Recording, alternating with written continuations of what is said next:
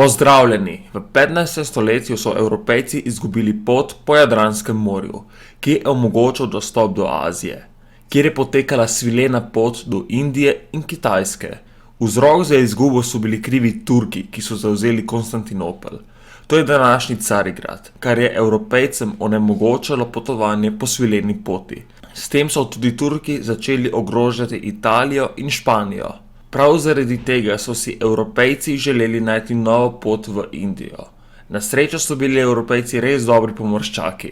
V 15. stoletju pa so napredovali še v ladjedelništvu, tehniki navigacije in izdelavi merilnih instrumentov.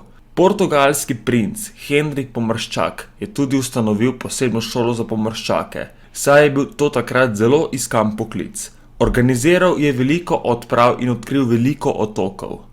Princ Henrik Pomorščak je vplival tudi na izgradnjo novih ladij, s katerimi so veliko lažje pluli po oceanu. Imenovale so se karavele, ki so nadomestile okorne sredozemske ladje. Uporabljali so jih tudi Francozi in Španci vse do konca 17. stoletja. Leta 1492 je Krištof Kolumb pod vplivom španskega kraljestva odplul proti zahodu, da bi poiskal pomorsko pot v Indijo. Po 3-mesečni plovbi je pristal na Bahamskih otokih, malo pozneje pa tudi na Kubi in Haitiju. Kasneje se je odpravil še na 3 potovanja, misleč, da je v Indiji, čeprav ni bilo bogastva, o katerem so sanjali Evropejci. Naleteli so le na domačine, ki pa so jih poimenovali Indijanci in jih kasneje konkvistadorji na silo pokristjanili. Vendar veliki podvig je dosegel Ferdinand Magellan. Na svoji plovbi s 5 ladjami je leta 1519 našel pomorski preliv med južnim koncem Južne Amerike in ognjene zemlje. Preplul je Tihi ocean in z zahodne strani dosegel jugovzhodno Azijo. Sicer so ga na Filipinih ubili domorodci, toda leta 1522 se je le ena njegova ladja vrnila v Španijo. S plovbo proti zahodu so tudi dokazali, da je zemlja okrogla. Konec 15. stoletja se je med Portugalci in Španci začela tekma za novo odkrite dežele. Da bi preprečili resnejše spore, je papež Aleksander IV. Določil mejo med Španci in Portugalci v Novem svetu. Mit pravi, da je papež dal večji del ozemlja tistemu, ki je prinesel več zlata.